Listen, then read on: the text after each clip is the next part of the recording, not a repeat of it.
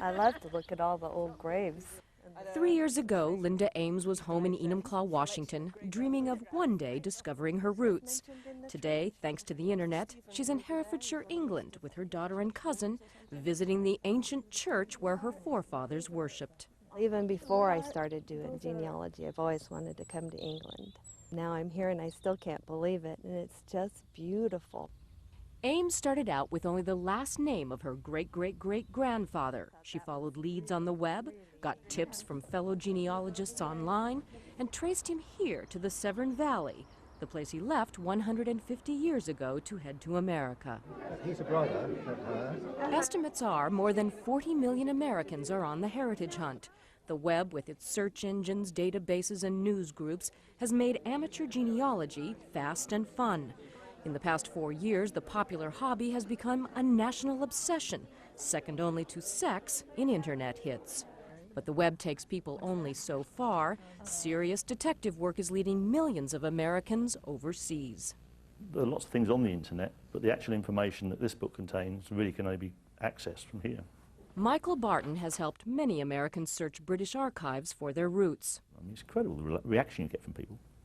We had one woman over the phone who shrieked when we found her great-great-grandfather. London's Public Record Office has 100 miles of documents stretching back to the 11th century. With its muster rolls, ship's passenger lists, and colonial maps, it's a motherlode for genealogists. So if you think that you might be related to William Shakespeare and you'd like to check out the will just in case, or perhaps family lore tells you that Robin Hood or Charles Dickens could be distant relatives and you'd like to see the records, this is the place to come. In Herefordshire, Ames found an 18th century family will. This is so old. Look at this. More than 100 long-lost relatives. 1, 2, 3. And a sense of belonging. Understanding where she's come from, she says, helps define who she is. She hopes to pass that on to her daughter, Carrie. I want her to be able to feel the importance of the history, not just of our world history, but our family history. Lucretia Cuen, ABC News, Herefordshire, England.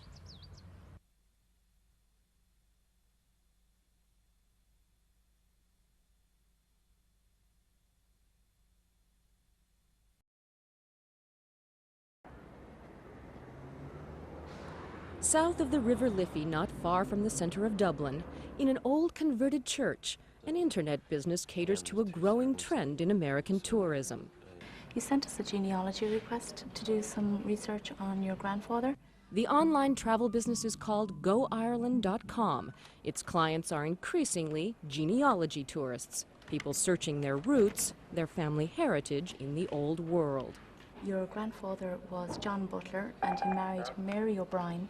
Go Ireland's general manager says amateur genealogists now make up almost 10% of American tourists. Last year, 79,000 people visited Ireland just to see the place they came from. The internet makes the heritage hunt easy, but it only goes so far. Where it leaves off, local businesses step in. They search through dusty government records tracing family names, visit local churches to study old parish documents, then help organize trips for Americans to seek out distant relatives and visit places their ancestors once lived. A cottage industry is developing to help support genealogy tourism. If you look at reference sites on the web, like cindyslist.com, you'll find leads all over the world to first seek out your roots and then visit them. And here's my spot for the Guinness. Okay? We can come back tonight. Jim and Susan Poynton of Chicago are on a genealogy tour. They came here to the village of Ballyman to get a first-hand look and feel for the place Jim's great-grandfather left to head for America. Not to get too religious about it, but it does feel like a religious experience because you're going back and making the contacts with the past.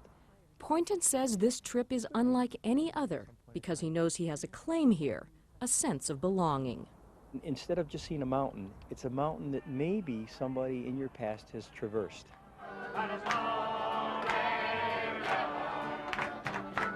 That special connection is making genealogy tourists favorites here. People in the tourist trade say they seem warmer, more respectful, kind of like one of the family. Lucretia Cuen, ABC News, Dublin.